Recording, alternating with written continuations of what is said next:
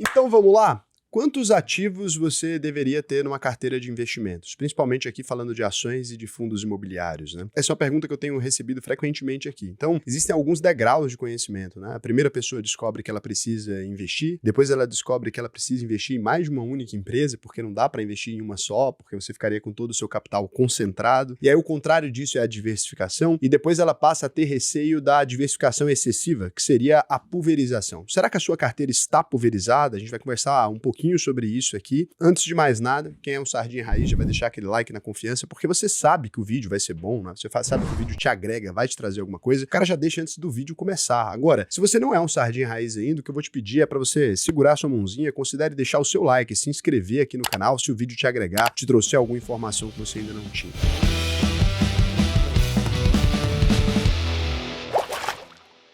Bom, a primeira coisa que a gente tem que entender é de onde veio a expressão de que sua carteira está pulverizada. Nem sempre os investimentos foram do jeito que eles são hoje. Então, quando a gente fala de investir hoje, a gente está falando de comprar uma ação a taxa zero de corretagem e a custódia zero também. A custódia é a taxa que você pagava antigamente para manter as suas ações em um lugar. Então, para manter numa corretora, você precisava pagar como se fosse um aluguelzinho ali, mensal, para ter seus ativos custodiados. E a corretagem é aquele valor que você paga ainda em algumas corretoras, mas em poucas, né? A maioria tem essa taxa zero que você paga quando você vai comprar uma ação. Então, a pessoa que tinha pouco dinheiro antigamente, ela acabava tendo menos dinheiro ainda. O cara vai investir R$100, você imagina com a taxa de corretagem já chegou a custar R$10 ali. Se ele comprasse 5 ativos, metade do dinheiro, né? Se fosse R$10 cada ação, metade do dinheiro tinha morrido nas taxas de corretagem. R$50 ali tinha morrido na taxa de corretagem. Nesse momento, convencionou-se dizer que algumas pessoas estavam pulverizando a carteira de investimentos dela. Afinal, ela ia comprar ali, ela teria que ter uma rentabilidade de 100% para empatar. É óbvio que isso era horrível. E aí, para as pessoas que tinham pouco dinheiro, então o mercado era até impeditivo. Então, muito lá atrás mesmo, nem dava pra gente falar, como a gente fala hoje, né? Qualquer pessoa pode começar a investir a partir de tantos reais, porque não tinha possibilidade. Tanto é que isso foi um mote de várias corretoras que zeraram essa taxa lá atrás e começaram a falar, olha, agora você pode investir a partir de pouquinho dinheiro para abrir conta dessas pessoas físicas. Isso foi uma oportunidade maravilhosa, fez o mercado que a gente conhece hoje. Se não fosse esses movimentos dessas corretoras lá de trás, eu mesmo talvez nem estivesse aqui, não teria público para o que eu estou ensinando, né? Quando a gente falava de investimento antes dessa política, existiam sim alguns blogs onde as pessoas ensinavam, existiam alguns fóruns e algumas comunidades, muitos ainda ativos hoje, que fizeram um trabalho muito interessante, mas essas pessoas então inventaram algumas regrinhas para o mercado. Ó, você está pulverizando demais, você não vai ter evolução na sua carteira de investimentos. Era tudo isso verdade. Hoje em dia, então, dentro de um mercado que não tem mais a taxa de corretagem, não tem mais a taxa de custódia, Raul, eu pago corretagem. Bom, hoje em dia não tem mais, na maioria dos casos. Você paga porque você tem uma taxa de serviço muito boa. Se você é um cliente que tem mais dinheiro, pode fazer sentido muitas vezes para você ficar numa corretora que cobra essa taxa. Se você quiser, né? Não vai fazer tanta diferença. O cara que investe 100 mil, pagar 7,50 numa corretagem, ele não é uma coisa que vai fazer grande diferença na vida dele. Agora, você que investe R$1.000, aí faz diferença aí. Então, talvez seja bom você reconsiderar essa decisão. Não vou entrar nesse mérito aqui. Pensando nisso, hoje existe pulverização, Evander? Existe. Será? Você acha que não? Ou vamos conversar um pouquinho mais sobre isso. Então, a grande questão é a seguinte. Não é que não exista de maneira nenhuma. Quando a gente vai diversificar em muitas ações ali, por exemplo, a gente poderia dizer a frase do Ray Dalio, né? Que ele disse que um investidor, se ele quiser atingir o santo graal dos investimentos, ele deveria investir em até 10 ativos descorrelacionados entre si. Já expliquei aqui num vídeo o que é correlação de investimentos, que é um dos conhecimentos mais importantes, só que já mais avançado. Se você está no nível básico, pode não valer tanto a pena para você consumir aquilo lá, né? Vai terminar de destruir o seu cérebro, né? Destrói aquele conteúdo, destrói o cérebro. Voltando do conteúdo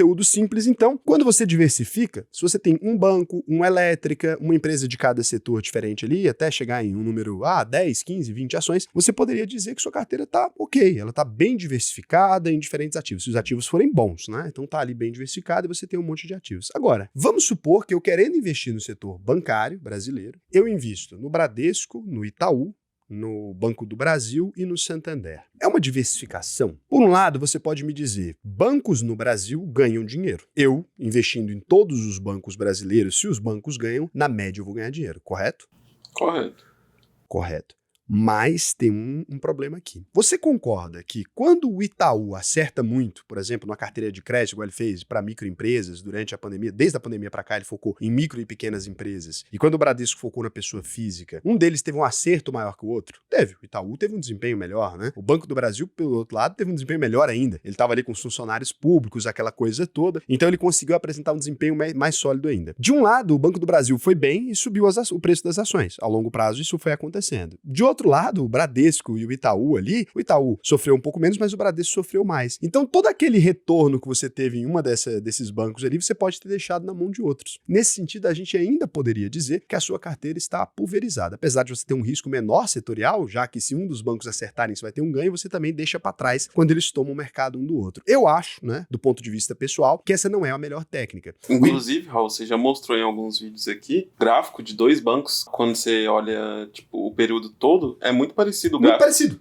Eles andam de maneira completamente similar porque estão correlacionados dentro desse conceito do Ray Dalio que você não vai querer ver agora. Mas então eles estão completamente correlacionados. Quando o Itaú sobe, o Bradesco sobe. Quando o Itaú cai, o Bradesco cai. E o Santander junto, que são bancos privados. E o Banco do Brasil também normalmente. Só que às vezes eles destoam um do outro porque um pode ter acertado uma coisa que o outro não acertou, né? Apesar de estarmos no mesmo setor e o setor pode estar caminhando bem ou mal, eu posso estar caminhando menos mal do que você e você pode estar caminhando, ou posso estar caminhando melhor do que você no ambiente que nós dois estamos caminhando melhor. É verdade isso. Eu, do meu ponto de vista pessoal, eu acho que se você compra ações dos 4 bancos, por exemplo, em vez de analisar, eu acho que você é um preguiçoso muitas vezes, porque você poderia ter ido lá, olhado os indicadores, escolhido aquilo que faz sentido para você e investido num daqueles bancos. Investir em tudo quanto é coisa, se você vai fazer isso com todos os setores, compensa muito mais você comprar um ETF. Então, você vai ali, pega um ETF que você acha legal, um ETF de dividendo, um ETF de banco, um ETF de alguma coisa, no mercado americano tem muito isso, investe naquele ETF. É melhor para você vai manter essa mesma diversificação e vai ter menos trabalho na declaração do seu IR. E aí vem um outro problema. Tem carteiras que eu pego aqui que eu vejo 100 ativos ali, 50 ativos eu já vi. Não é possível, né, que você ache que todas as empresas são maravilhosas. O mais provável é que você não está fazendo um processo de análise. E pior que isso, se você coloca 50 ativos na sua carteira, a cada trimestre eles liberam balanços, que hora que você está lendo o balanço? E aí você vai fazer isso com fundo imobiliário, com ações internacionais. Você vai ter quantos ativos em carteira? 1000? E aí você consegue acompanhar 1000 ativos? Vai viver para ler balanço. Não, você virou um ETF. A primeira coisa foi, objetivamente, você não vai ter nenhum desempenho melhor do que quem tem um ETF na carteira. E você vai viver para ler balanço e para fazer declaração de IR, porque no Brasil é chato declarar esse imposto. Então, eu acho que a pulverização existe? Não, majoritariamente você vai virar um ETF. Mas, nesse sentido, faz sentido esse trabalho todo, se dedicar tanto a isso para virar um ETF? Se você quer jogar no seguro, compre índices ali, seguros e acabou. Para de mexer com isso, compra um ETF, um negocinho, o resto vai para renda fixa e fica tranquilo. Agora, quer ter o trabalho de fazer stock picking, é o nome que se usa, né? Selecionar ações ali, faça isso de maneira séria. Dedique-se ao trabalho de fazer isso, acompanhe os balanços. Se você quer ser melhor, né? Que 90% dos investidores, já perguntei aqui quem lê balanço em diversos vídeos, menos de 10% dos investidores leem balanço. Você quer ser melhor que todos os que não leem balanços, leiam o balanço, né? Se você se guia por instrumentos, o mais provável, né? Um piloto que se guia por instrumentos, em vez de tentar e no palpite, o mais provável é que ele tenha menos acidentes. A mesma coisa vale para o mercado financeiro. Então, objetivamente, existe a pulverização? Existe. Não no sentido de, no sentido antigo, que seria se você está pagando muita corretagem, mas existe, às vezes, você diversificar em excesso a sua carteira, ela se parecer com ETF e você poder ter menos trabalho que isso. Ficou claro? Eu não me incomodo com carteiras grandes, desde que a pessoa consiga administrar e consiga ler os balanços e consiga realmente se manter perto. Mas eu não acho que é possível e nem desejável ao investidor pequenininho ficar fazendo esse nível de diversificação. É muito esforço para pouquíssimo resultado. Então, beleza, vou investir, Raul, sou um iniciante, eu tenho um patrimônio muito grande. Às vezes eu não quero isolar meu patrimônio em 10 ações específicas, eu preciso de um pouquinho mais. Beleza, vai tomando o seu tempo, vai fazendo isso devagar. Até lá, deixa o dinheiro na renda fixa, quando for vencendo os títulos, você vai modificando ele para as ações, utilizando uma boa distribuição dos seus investimentos. Mas afinal de contas, quantos? Não existe uma quantidade de ativo ideal, é por isso que eu falei, quanto você consegue acompanhar? Em quais setores, né, estão? Porque quantos setores existem na bolsa e quantas empresas diferentes existem? Só no Brasil, mais de 400. No mercado americano, mais de 4 mil. O que a gente poderia dizer? Um cara que está investindo em café, armas, metais, carne, sei lá o quê, ele não está pulverizado, ele está diversificado em diversos setores. É verdade que ele vai andar de acordo com a economia, depois que ele faz isso muitas vezes, mas acaba não fazendo tanto sentido para o investidor. E vai ter gente que vai pregar para você que você não deveria ter mais de 10, 15 ativos na sua carteira, não, porque não faz muito sentido. E tem uma frase célebre do grande Warren Buffett, né? Diversificar é para quem não sabe o que está fazendo. Então é exatamente por isso que o investidor pequeno deveria diversificar, porque se você comparar o que você está fazendo com o que o Warren Buffett está fazendo, você deveria diversificar. E ele mesmo fala isso, mas ele tem bastante ações no portfólio dele. É um portfólio extremamente diversificado, alguns diriam até pulverizado, mas aí a gente precisa lembrar que ele tem bilhões de patrimônio sob gestão e não dezenas de milhares. O cara, às vezes, com R$1.000, com 20 ações, me desculpa te dizer, mas você não tem a menor ideia mesmo do que tá fazendo. Precisa estudar um pouco mais para ver o que daquilo ali que realmente faz sentido, pra você não ficar andando de lado muito tempo. Então, é isso. Foi uma boa posição acerca das coisas aqui? Ficou bem explicado. Aí, o que você pode fazer, então, para você poder manter uma boa diversificação dos seus ativos e saber exatamente no que você está investindo e controlar a sua carteira da melhor forma? Substituir o seu cérebro por uma coisa como se fosse uma planilha, né? Pode ser um sistema, pode ser uma planilha, do jeito que você quiser. Cada um vai escolher aquilo que funciona melhor para si. Eu, durante anos, usei planilha. Sendo bem honesto, usei planilha até o ano de 2019. Até o ano de 2019 eu não fazia isso por sistema, eu fazia isso por uma planilha. Depois eu mostrava essa planilha para as pessoas e as pessoas falavam, pô, planilha é chato, quebra toda hora, não atualiza a cotação e tal. Meus alunos reclamavam muito de ter que usar uma planilha, ter que baixar o Excel muitas vezes, eu ter que aprender a usar os sheets do Docs ali, né, as planilhas do Docs. Então eu fui lá e criei esse sistema aqui. Esse sistema é o chamado diagrama do Cerrado, invenção minha aqui, onde eu coloquei, você coloca quantos por cento você quer ter de cada classe de ativos. Quero ter 20% em ações internacionais, 30% em ações nacionais, 20% fundo imobiliário, 10% criptomoeda, 20% em renda fixa. Esse perfil é individual. Isso aqui não é uma recomendação, todo mundo deveria ter assim. Não, se a sua idade, né? Eu sou um senhor de 60 anos, eu vou ficar com um mundo velho de dinheiro em ações que não pagam dividendos, em ativos que não geram ali pagamento para mim, não faz sentido. Agora, eu sou um menino de 20 anos, vou ficar posicionado em fundo imobiliário uma quantidade excessiva, sendo que eu não tenho patrimônio que possa me gerar renda? Também não. Então aqui, dependendo da sua idade, da sua profissão e diversas coisas, você vai definir suas metas. Definiu as metas, vai ter uma diversificação. Em ações aqui, por exemplo, você vai responder algumas perguntas sobre o ativo, perguntas que você mesmo cria. Esse é o que a minha planilha faz aqui. Não é uma planilha, é um sistema, não tem como pôr para download aqui, porque não teria como fazer isso com uma planilha, desse jeito não. Você consegue fazer algumas coisas, mas nunca nesse nível de sofisticação. Então, você coloca ali, anota, e ele vai definir um percentual da sua carteira de ações que deveria estar naquilo, que é baseado naquela meta anterior. Feito isso, com cada um dos seus ativos, com cada classe de ativos, etc., você passa a ter um sistema que quando você vai aportar, eu falo que eu quero investir R$100.000 agora, por exemplo, e ele vai aqui me falar exatamente onde esses R$100.000 deveriam estar, né? Então, ativos que estão desbalanceados na minha carteira, por exemplo, Coca-Cola, ele fala quanto que eu tenho que aportar aqui, ele fala quanto que eu tenho que aportar em cada um, por exemplo, aqui. Então, eu já olho aqui, tá ali feito já. Isso aqui é lógico, o trabalho que existe por trás disso aqui, até chegar nesse lugar aqui, é muito tempo. Ele fala classe de ativo, ações internacionais, ações nacionais, onde eu vou. Isso aqui é um sistema que eu ofereço para os alunos, né? Mas você é capaz de replicar esse sistema. Eu já ensinei várias vezes como ele funciona, no vídeo de fundos imobiliários aqui, e em vários outros vídeos já expliquei como ele funciona. Eu recomendo que você substitua as suas intenções, etc., para um sistema igual a esse, na hora de balancear a sua carteira, né, de você decidir para onde vai o dinheiro que você recebeu dos dividendos, etc., porque ele vai te fazer comprar aqueles ativos que estejam mais baratos ali e não ultrapassar os limites também, porque não é todo ativo que é barato que é bom. Então ele vai também fazer uma avaliação de risco para você. É isso aqui que é o grande diferencial da UVP, é aprender a usar esse sistema, né? Porque você, depois de fazer o UVP, você seria capaz até de criar um sistema parecido com esse. Esse foi o grande diferencial, juntando isso com a análise que a gente ensina a fazer. Então, olhando para isso aqui, você tem uma ideia mais ou menos de como funciona, somando com os outros vídeos, você consegue fazer esse acompanhamento. Raul, quero ter acesso não só a esse sistema, ao método mesmo que gerou esse sistema para aprender a ter uma carteira bem diversificada e todas essas coisas. O que a pessoa faz, Vandinho? AUVP. AUVP.com.br, clica no botão Faça a sua análise de perfil, você vai responder aqui 17 perguntas. 17 perguntas tem aqui, depois de responder essas 17 perguntas, algumas de sim ou não, alguma coisa assim, no final você vai ser encaminhado para um especialista aqui nosso, um atendente, que ele vai te falar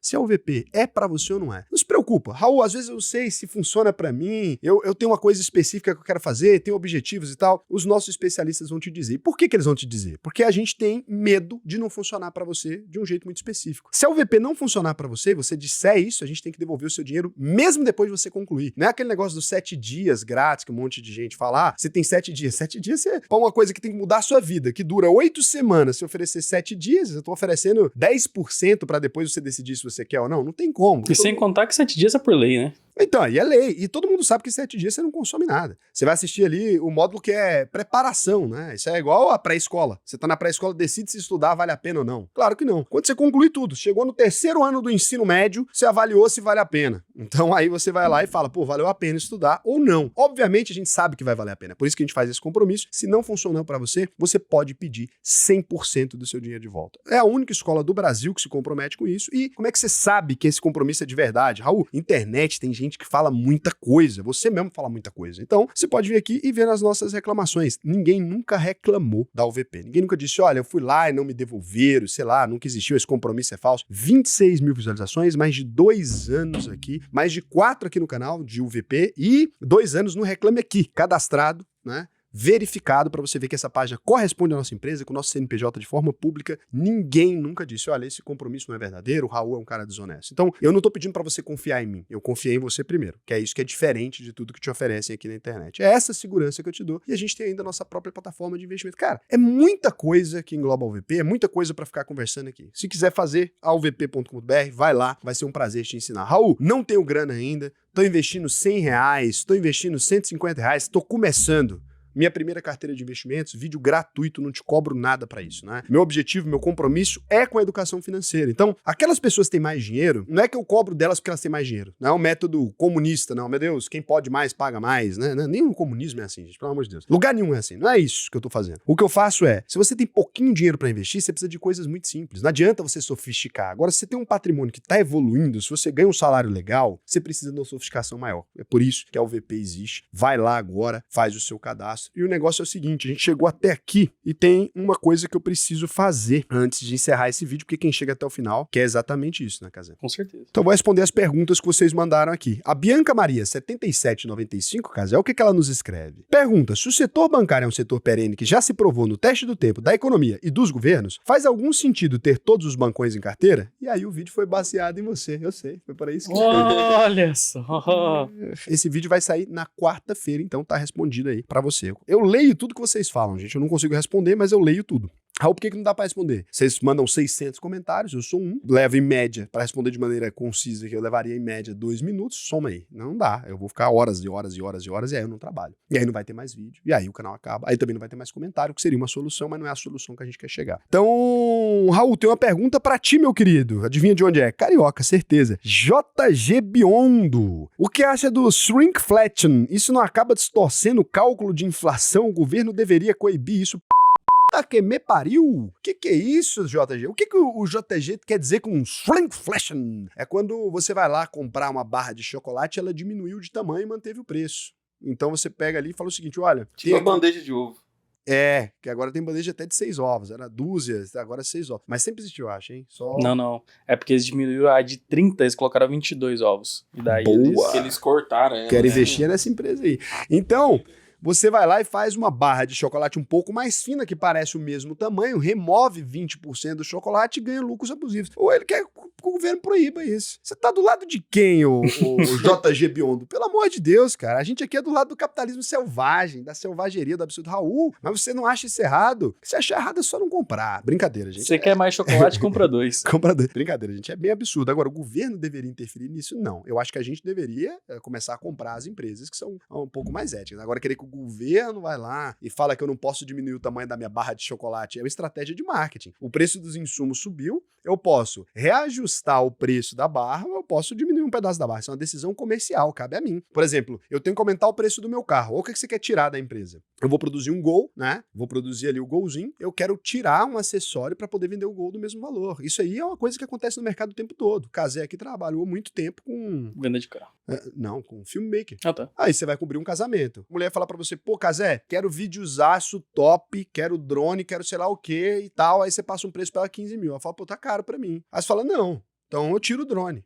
10 mil. Uma prática de negociação normal. Aí você vai tirar a capacidade do Casé de oferecer o serviço. O que ele vai fazer? Ele vai ter que comprar um drone de pior qualidade, vai ter que colocar um fotógrafo falso, vai ter que comprar uma câmera digital, vai ter que tirar foto com o celular para poder tirar o custo, porque de algum lugar ele tem que tirar esse custo. O custo vai vir de onde? A inflação tá aumentando, o preço dos insumos tá aumentando. Não, tá errado isso aí, viu? JG Biondo, a não ser que eu esteja muito louco, vocês comentam aqui se vocês acham que deveria ter uma lei também, porque no Brasil que não falta lei, qualquer coisa a gente cria também, não tem problema não. E aí, mas eu acho loucura. Agora, se você quiser ganhar um presente, como essa pessoa que ganhou aqui, ó, você pode ver quem foi o vencedor do último vídeo, a gente tá gravando antecipado, não tem como mostrar, não tem como falar o nome do vencedor, mas ele já tá sabendo que ganhou. Eu vou falar, o nome do sorteado aí foi Ronaldo. Tem um Ronaldo? Vai ter o Ronaldo. E se não tiver? É o Ronaldo. Olha o Ronaldo aí, ó. Excelente comentário. Então foi o Ronaldo que fez excelente comentário que o Cazé decidiu, aleatoriamente o nome, ele tá com o Ronaldo na cabeça. Quem é esse Ronaldo? Caiado, fique. Então, caiadão das massas. Então, se você quiser concorrer a um presente pra ganhar, assim como o Ronaldo, você vai comentar aqui pra gente. Shrinkflation.